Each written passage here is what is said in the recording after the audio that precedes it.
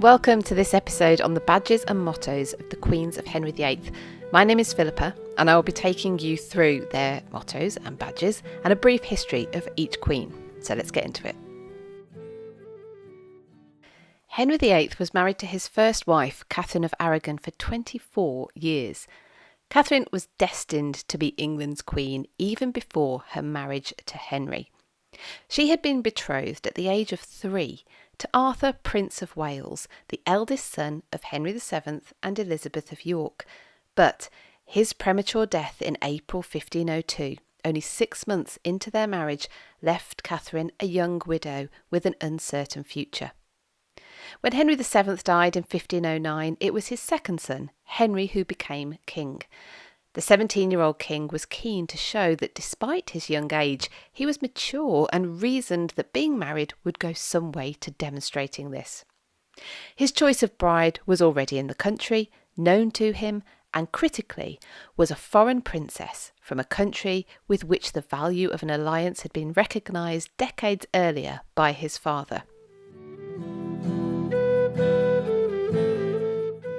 Henry and Catherine were married in a private ceremony on the 11th of June 1509. As Queen, Catherine adopted the motto humble and loyal, and few could argue that she didn't live up to this. Her badge was the pomegranate, slashed open to show the abundance of seed inside. The fruit was set on leaves with a crown above. The pomegranate was a symbol of Christ's resurrection and, as the seeds suggest quite directly, of fertility. A promise of a nursery full of children brought up as good Christians, or a direct reminder of her Spanish homeland, maybe all of these things. Catherine's offspring would indeed turn out to be pious, but a nursery full there was not.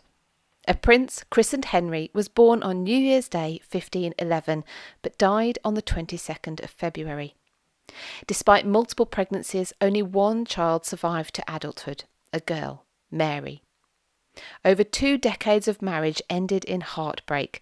Henry had increasingly believed that he had attracted God's wrath for marrying his brother's widow, and his eye had been taken by another. Anne Boleyn first appeared at court in early 1522, and over the next few years, Henry became increasingly convinced that she was the answer to his succession problems. He must marry her, and sons would be sure to follow. Henry sought an annulment of his first marriage so that he would be free to marry Anne. Henry's great matter centred on his assertion that the marriage of his late brother Arthur and Catherine must have been consummated, and therefore a dispensation for his marriage to Catherine, granted by Pope Julius II, had been based on mistruths and was invalid. The logical conclusion in Henry's mind was that his marriage to Catherine had therefore never been legal. A petition to Pope Clement VII, including the thinly veiled threat of extreme measures, sent to the Vatican in the summer of 1530, was unsuccessful. It was almost 3 years later that Henry and Anne finally married, the annulment of his first marriage never being fully resolved with the Church in Rome. Once it was clear that Rome was not going to grant Henry his wish, Henry had looked to a resolution that meant he no longer had to seek the permission of a higher power. As God's anointed king, why should he not speak directly to God himself, Henry reasoned. He decisively and permanently split with Rome, making himself head of the Church in England. He was now answerable only to God. As Queen, Anne adopted the motto, the most happy. Her badge was a crowned falcon holding a sceptre standing on a tree stump or a woodstock from which white and red flowers grew. The woodstock was an established royal badge and alluded to previous bareness, with the white and red flowers representing the offspring of Lancastrian and York blood which the Queen would provide. The crown is also worth a mention. It is an imperial crown, not a kingly one, for Henry now had the powers of an emperor in his own kingdom. Anne gave birth to the couple's first child in September 1533, a healthy girl, Elizabeth. Sadly and ultimately tragically, Anne would never give birth to another live child. Anne suffered a final miscarriage on the 28th of January 1536, the same day that Catherine of Aragon was buried at Peterborough Abbey. Anne's downfall, when it came, was rapid and brutal, taking only a matter of weeks and culminating in her execution and that of 5 other men, including her own brother, with whom she was falsely accused of committing adultery. On the 19th of May 1536, Anne was executed by beheading within the Tower of London. Henry seems to have been one of only a few who knew that a last-minute reprieve was not going to come. For within 24 hours of hearing news of the death of the woman whom he had moved heaven and earth for, he was betrothed to another. The month of May wasn't even over before Henry was once again married.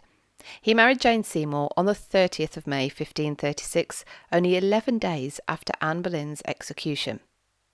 Perhaps Jane had learned from the plights of her predecessors, for her adopted motto was bound to obey and serve. Her badge again suggested the forthcoming of Tudor heirs. It was a crowned phoenix rising from a castle from which sprouts 2 red and 2 white flowers.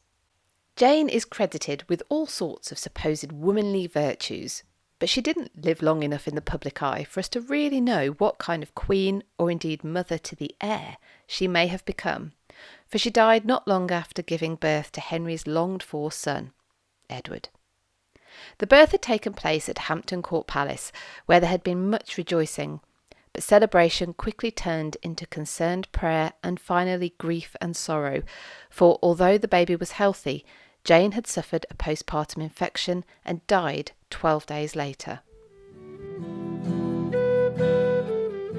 For the first time since becoming king, Henry was without a wife or wife-to-be. His chief minister, Thomas Cromwell, saw the opportunity for an advantageous political match with a foreign princess. Since Henry had broken with Rome, a bride from a country without allegiance to the Pope was necessary. In an ill-judged move, Cromwell worked on an alliance with Cleves. Celebrated court painter Hans Holbein the Younger was sent to the Cleves court to paint the likeness of the Duke's sister Anna. We have been led to believe that Henry and Anna's first meeting on New Year's Day 1540, when Henry surprised Anna in disguise, was so disastrous that it doomed the marriage. Despite Henry's best efforts and apparently constant pleading for a way to be found to get him out of the forthcoming nuptials, the wedding went ahead on the 6th of January 1540. For her badge, Anna adopted a golden escarbuncle, the coat of arms of Cleves, and as her motto, "God send me well to keep," which was inscribed on her wedding ring. The marriage was over in 6 months. Anna, pragmatically, if with little choice, agreeing to an annulment, and was well rewarded in the accompanying settlement for her compliance with Henry's wishes. More recent research provides a much more plausible rationale for the relationship's failure, setting it against the tinderbox political situation on the continent and the strong reticence of Henry to align with any side. This helps explain also the immediate and ongoing genuine affection Henry appeared to feel for Anna, who was welcome at court and henceforth referred to by him as "my sister." With wife number 5, Henry was back to his old ways, marrying someone who'd served in his previous wife's household and who he fancied. The bride was 30 years his junior and had caught his eye when she served as a maid of honour to Anna of Cleves. Catherine Howard, a cousin of Anne Boleyn's, was youthful and fun, just what the ageing and increasingly bloated king must have thought would be good for him. Henry called Catherine his blushing rose without a thorn, and her badge was indeed a crowned Tudor rose with no thorn. As queen, Catherine adopted the motto, "No other will than his." Yet, of all Henry's wives, she was the one who wounded him most, because Henry, for once, was not in control of circumstances. In a chain of events not unlike those of her cousin, Catherine found herself arrested, taken to the Tower of London, and eventually preparing for death. Unlike her cousin, the allegations of adultery were not a total fabrication. Catherine, still in her early 20s, was beheaded within the walls of the Tower of London and buried in St. Peter ad Vincula, nearby to her cousin.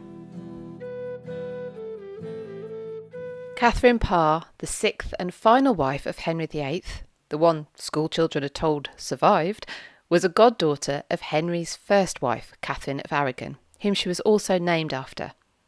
Catherine adopted the motto, "to be useful in all that I do," and she lived up to it. Not only did she nurse an increasingly ill Henry VIII, she managed the accompanying temper too. She wasn't, however, just his nursemaid, and she didn't play it safe. As a religious reformer, she used her position to discuss matters of religion in England with Henry, alarming the Conservative faction at court and almost leading to her own arrest. Her badge was a crowned maiden rising out of a Tudor rose. The choice of the Tudor rose is obvious, but the maidenhead had long been associated with the Parr family. A maiden is also symbolic of virtue and purity. Although Catherine did outlive Henry VIII, she outlived him by just under 18 months. Before her betrothal to Henry, Catherine had wished to marry the brother of Henry's third wife, a man called Thomas Seymour. However, she considered that God had chosen her to be Henry's wife and took it as a duty. When Henry died, and with a haste that many at the time considered distasteful, she married Thomas just 4 months after her third husband's death. She soon became pregnant for the first time in her life, despite this being her fourth marriage, and gave birth to a baby girl at Sudeley Castle in Gloucestershire. Tragically, she died a few days later, on the 5th of September, 1548. The one who did survive was Anna of Cleves, who lived through Edward VI's and Mary I's reigns, dying the year before Elizabeth came to the throne. She is the only one of Henry and his wives to be buried in Westminster Abbey. Henry is buried in St George's Chapel, Windsor, alongside Jane Seymour. Catherine of Aragon remains in Peterborough at what is now the cathedral. Anne Boleyn and her cousin Catherine Howard are in St Peter ad Vincula, and Catherine Parr's tomb is at St Mary's, a private chapel at Sudeley Castle. Which of Henry's queens do you most admire? Let me know in the comments. I hope you've enjoyed this episode. If you have, please give it a like, consider subscribing to this channel, and take a look for the other historian interviews and documentaries.